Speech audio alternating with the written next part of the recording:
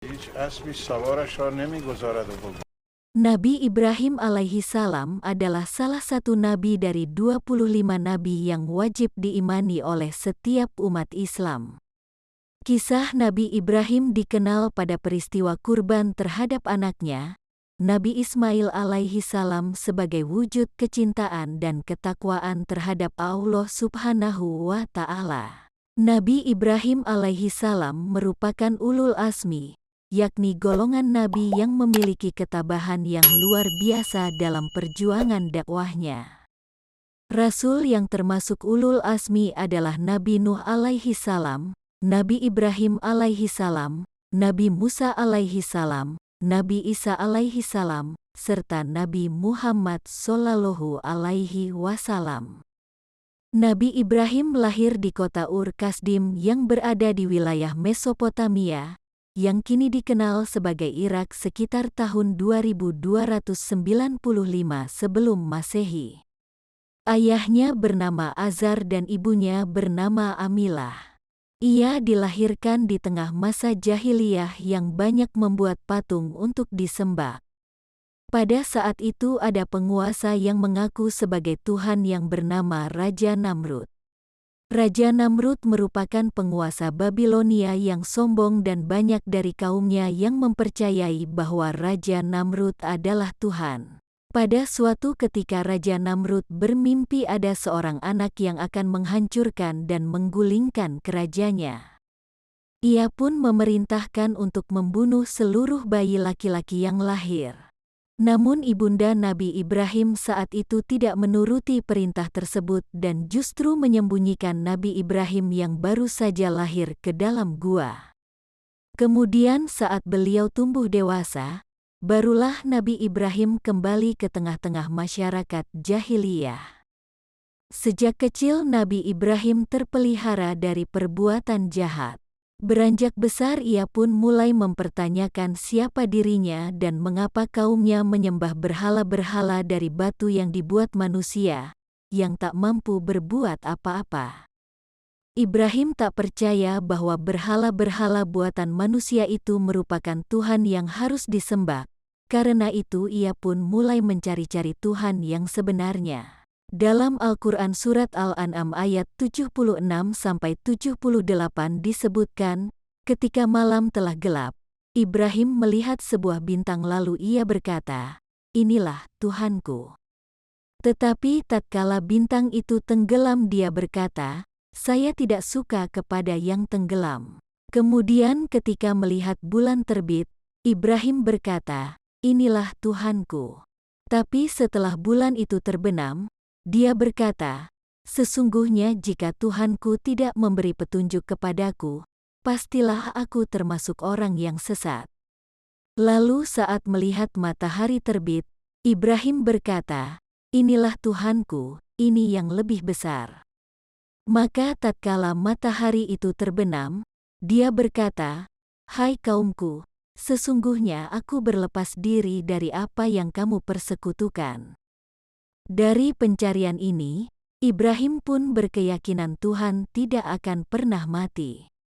Karena jika Tuhan mati, berakhirlah kehidupan di dunia ini. Dengan keyakinannya itu, Ibrahim pun meminta bukti bagaimana Tuhan yang Maha Kuasa menghidupkan makhluk-makhluk yang sudah mati. Dalam Al-Quran Surat Al-Baqarah ayat 260 disebutkan, Allah pun memerintahkan Nabi Ibrahim mengambil 4 ekor burung dan kemudian mencincangnya. Burung-burung yang sudah dicincang itu diletakkan pada setiap bukit. Kemudian Allah menyuruh Ibrahim memanggil mereka dan burung-burung itu pun terbang ke arah Nabi Ibrahim.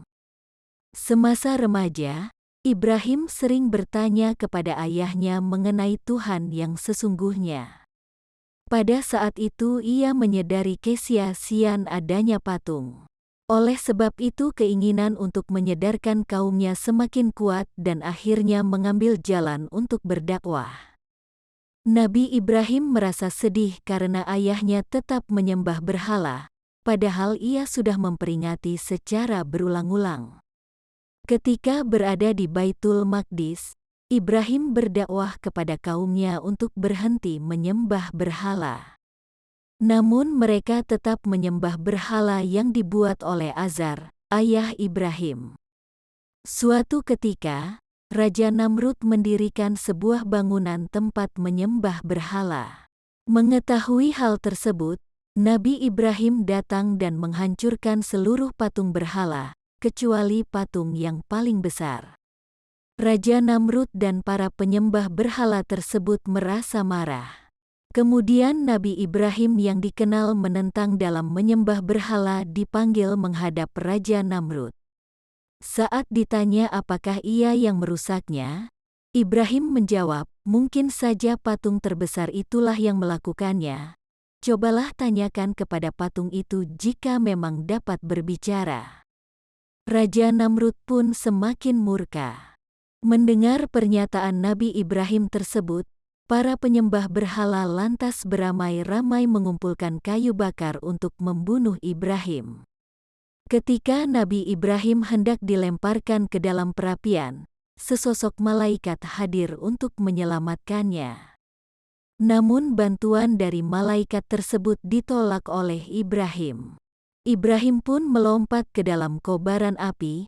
Seketika Allah memerintahkan kepada api tersebut untuk menyelamatkan Nabi Ibrahim. Melihat Ibrahim yang selamat dari kobaran api yang membara, sebagian besar tetap menyembah berhala. Setelah mengetahui bahwa Allah yang menyelamatkan Ibrahim dari panasnya api, Raja Namrud dan pengikutnya merasa malu dan takut. Mereka takut akan ada lebih banyak orang yang mempercayai Ibrahim dibandingkan Namrud. Namrud yang tidak mau kalah memberikan sejumlah pertanyaan kepada Ibrahim sebagai tantangan. Seluruh pertanyaan Namrud berhasil dijawab oleh Ibrahim. Saat Raja Namrud dikalahkan oleh Ibrahim, banyak orang yang meninggalkan kepemimpinan zalim Raja Namrud. Ibrahim dengan para pengikutnya meninggalkan tempat kelahirannya. Ayah Nabi Ibrahim hingga akhir hidupnya menolak menyembah Allah. Allah memperingati dan menyadarkan Nabi Ibrahim untuk tidak memohon pengampunan ayahnya. Sebab, ayahnya adalah orang yang menolak dan memusuhi Allah. Sewaktu mendapati ayahnya tidak mau meninggalkan menyembah berhala, kesedihan menghampiri dirinya. Meski sudah mengingatkannya secara berulang, namun ternyata pendiriannya sangat kukuh. Sampai pada akhirnya, Allah memberikan hukuman untuk orang-orang kafir. Saat itu masyarakat di Baitul Maqdis mayoritas penduduknya masih menyembah berhala. Namun kenyataan pahit harus diterimanya, bahwa pembuat semua patung tersebut adalah ayahnya sendiri. Bentuknya pun sangat banyak, salah satunya personifikasi dari rasi bintang. Dalam berdakwah, ada banyak halangan dan rintangan yang harus dihadapinya. Termasuk menerima berbagai penolakan dari kaumnya sendiri sehingga tetap menyembah patung. Mereka menganggap bahwa kepercayaan turun-temurun lebih kuat daripada ajaran Ibrahim alaihi salam. Dakwah yang beliau sampaikan ditolak mentah-mentah oleh masyarakat sekitar, bahkan tidak jarang mereka juga melakukan tindak kekerasan. Salah satu alasannya yang termaktub dalam Quran Surat Al-Anbiya, membahas mengenai kami mendapati bapak-bapak kami menyembahnya. Meskipun terus mendapatkan penolakan, namun Nabi Ibrahim tetap menyebarkan ajaran tauhid, yakni mengesahkan Allah kepada masyarakat. Seiring berjalannya waktu, mulai datang satu persatu orang menyatakan keimanannya. Hanya saja sebagian masih secara sembunyi-sembunyi karena takut. Ketakutan Raja Namrud mengenai kematiannya semakin menghantui, tatkala mendengar ada ajaran baru yang dibawa oleh Nabi Ibrahim. Selama sisa hidupnya, ia terus mencari cara agar ramalan yang dahulu pernah didengarnya tidak menjadi kenyataan menggunakan strategi ancaman. Nabi Ibrahim menikah dengan seorang gadis bernama Sarah. Namun setelah bertahun-tahun menikah, pasangan Ibrahim dan Sarah tak kunjung dikaruniai anak. Untuk memperoleh keturunan, Sarah mengizinkan suaminya untuk menikahi Siti Hajar, pembantu mereka. Dari pernikahan ini, lahirlah Ismail yang kemudian juga menjadi nabi. Ketika Nabi Ibrahim berusia 90 tahun, datang perintah Allah Subhanahu wa Ta'ala agar ia menghitan dirinya dan juga Ismail yang saat itu berusia 13 tahun, dan seluruh anggota keluarganya.